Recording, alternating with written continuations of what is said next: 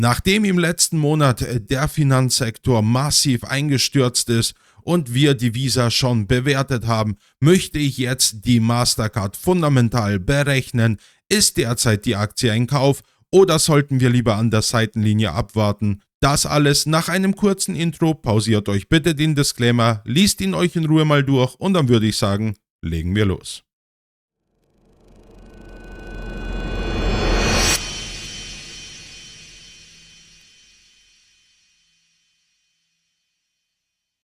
Wie schon im Intro erklärt, habe ich die Visa-Aktie bewertet und jetzt machen wir weiter mit der Mastercard, denn wie gesagt, der Finanzsektor ist stark eingebrochen und wir fangen immer unsere Bewertung oder fundamentale Berechnung mit den Marktdaten an. Wir sehen hier derzeit einen Kurs von 549 US-Dollar, in Euro sind es 465 Euro. Wir haben eine Marktkapitalisierung von 492 Milliarden US-Dollar.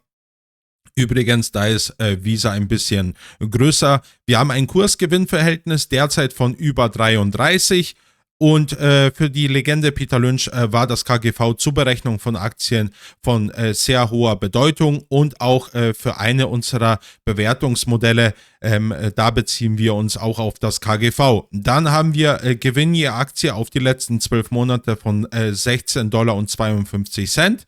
Und zum Thema Dividende, da sehen wir derzeit eine Dividende von $3,04 und eine Dividendenrendite von 0,55%. Aber es gibt einen viel wichtigeren Punkt zum Thema Dividende und das werden wir dementsprechend gleich noch ansprechen.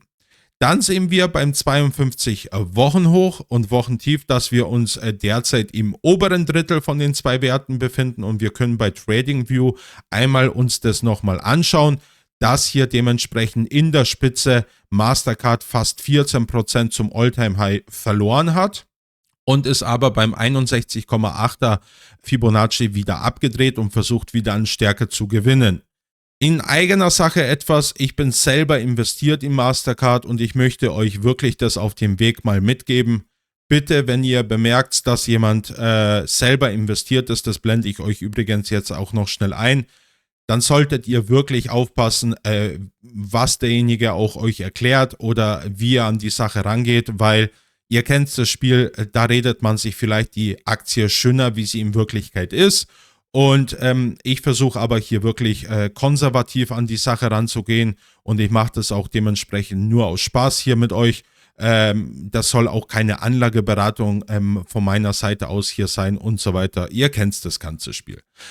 Dann bei der Kategorie nach Peter Lynch habe ich das Unternehmen unter Stalwarts eingestuft und wir beziehen uns auch immer bei den Berechnungen auf die Jahresberichte und da sehen wir dementsprechend, dass wir uns das Geschäftsjahr 2025 hier anschauen, denn letzte Woche gab es ja die Quartalsberichte, also das Q4 und wir werden gleich zu den aktuellsten Quartalszahlen noch kommen und beim Beta sehen wir derzeit einen Wert von 0,86, das bedeutet, dass Mastercard hier schwächer schwankt wie der Gesamtmarkt im Allgemeinen.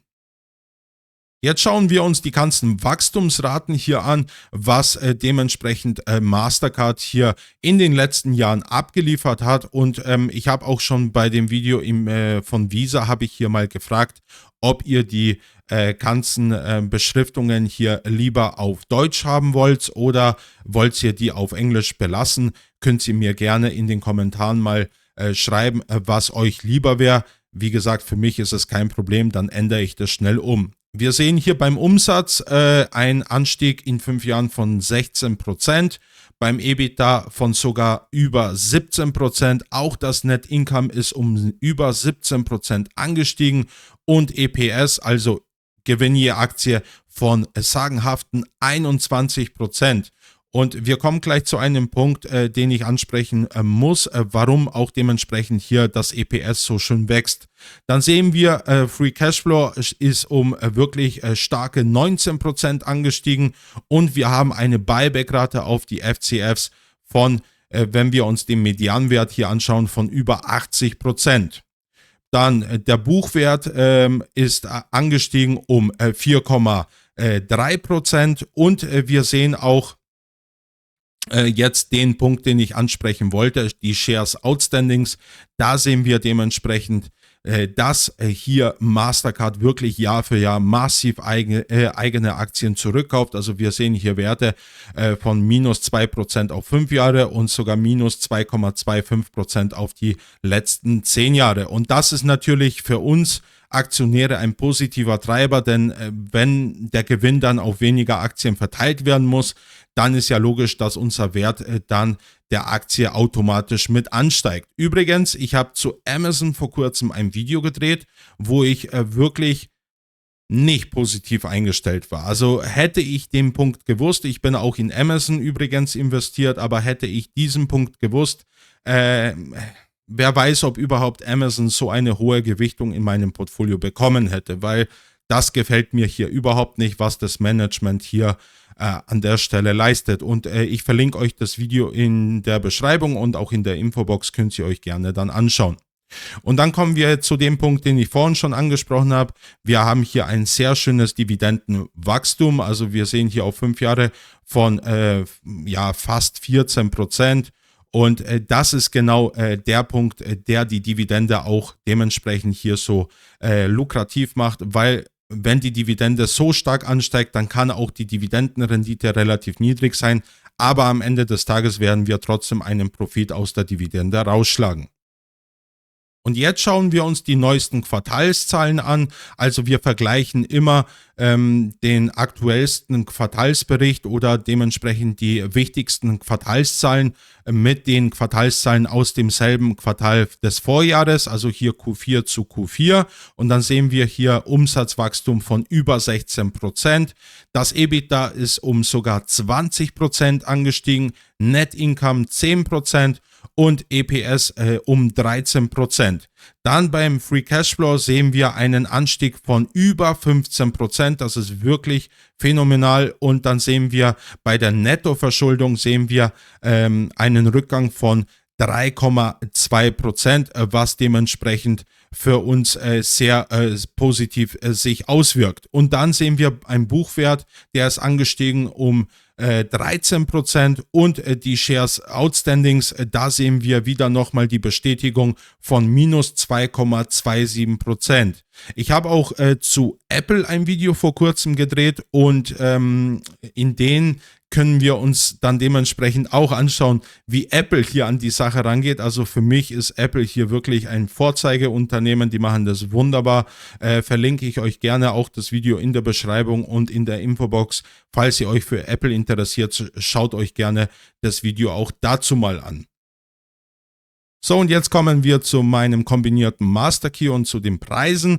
Übrigens, falls euch diese Videos gefallen, ihr wisst, da gibt es so einen Knopf, den kann man drücken. Und dann würdet ihr mich ein bisschen unterstützen können. Aktiviert euch das Glöckchen und dann werdet ihr auch immer benachrichtigt, wenn ein neues Video von meiner Seite auskommt. Aber wie gesagt, Spaß beiseite. So, bei den Szenarien, da sehen wir, dass ich 3 verschiedene Modelle hier anwende. Einmal die Discounted Cashflow Variante nach der Legende Warren Buffett, aber ich berechne hier natürlich mit den Free Cashflows. Er berechnet mit den Owner Earnings, aber da bräuchte man ein bisschen mehr Erfahrung. Dann die Pack-Variante nach der Legende Peter Lynch, aber da muss ich sagen, da schaue ich mir die KGVs aus der Vergangenheit an und dann nehme ich die Durchschnittswerte zu den Berechnungen her und dann noch einmal das Modell Enterprise Value EBITDA. Und dann sehen wir bei den Wahrscheinlichkeiten, dass einfach dementsprechend hier die Discounted Cashflow Variante einfach die höchste Gewichtung bekommt, weil in meinen Augen ist es auch das stärkste Modell zur Berechnung von Aktien. Und ich führe auch im Hintergrund 3 verschiedene Szenarien durch. Einmal die konservative, die moderate und die optimistische Bewertung und die fließen dann dementsprechend dann als Ergebnis hier rein. Und dann sehen wir aktueller Aktienkurs in Dollar, $549 haben wir gerade. Gewichteter fairer Wert $608, kombinierter MOS-Preis, also minus 20%, $486. Und bei den Euros sehen wir 465 Euro, 515 Euro gewichteter fairer Wert und der kombinierte MOS-Preis 412 Euro. Und vielleicht fragt sich der eine oder andere, okay, aber warum ist jetzt hier beim kombinierten MOS-Preis der Europreis hier grün und nicht rot? Das liegt einfach daran, dass wir natürlich jetzt hier dass wir natürlich einen sehr schwächelnden Dollar im Moment haben und aus dem Grund ist es so, dass wir hier als Europäer mit Euro, wenn wir handeln, dass wir hier einen kleinen Bonus haben. Und dann sehen wir hier unten eine abfallende Wachstumskurve und ihr könnt es euch auch anschauen. Für das Jahr 2026 habe ich hier ein Wachstum von 13,6% gewählt. Ich habe mir, und das mache ich auch immer, nachdem ich wirklich mit der Modellierung fertig bin, dann schaue ich mir an im Internet, welche Wachstumsschätzungen die Analysten hier so wählen. Also da habe ich wirklich viel höhere Wachstumsschätzungen gesehen und gelesen, also zwischen 15 und 17%. Und wie gesagt, ich gehe aber ein bisschen konservativer an die Sache ran. Und ihr könnt auch euch gerne das auch pausieren und auch anschauen, welche Werte in den einzelnen Modellen hier auch berechnet wurden. Und dann sehen wir noch in der Grafik ganz schön auf der rechten Seite, dass wir hier einen Wert von 957 € für das Jahr 2030 also das erwartete Jahr, hier erwarten. Und jetzt kommen wir zum Schluss zu der Checkbox und wir sehen hier, dass Mastercard alle 7 von 7 Punkten abgeräumt hat. Sie sind wirklich fundamental stark, sie haben kaum Schulden, sie sind wirklich stabil unterwegs und wir sehen hier zum Beispiel den ROIC-Wert, der ist bei sagenhaften 56%. Da sagt man normalerweise größer 15% ist ein guter Wert, also hier wie gesagt 56%. ROE-Wert hier bei sagenhaften 186,5%. Also das ist der absolute Wahnsinn. Übrigens, das habe ich auch im Video zu Visa gefragt. Wollt ihr eventuell, dass ich mal erstens die Checkbox vielleicht ausbaue, also größer mache, also dass wir mehr Punkte hier sehen? Und zweitens, wollt ihr, dass ich vielleicht diese ganzen Werte mal in einem kurzen, separaten Video mal euch erkläre, damit ich dementsprechend das nicht in jedem Video aufs Neue erklären muss. Wenn ihr das haben wollt, schreibt mir das gerne in die Kommentare rein. Und dann sehen wir hier, und das ist der letzte Punkt, der mir wirklich super gefällt und das sage ich jetzt seit mehreren Videos bei den Aktien, wo das dementsprechend positiv ist hier auf jeden Fall die Buyback-Rate und die ist hier bei 2,3%.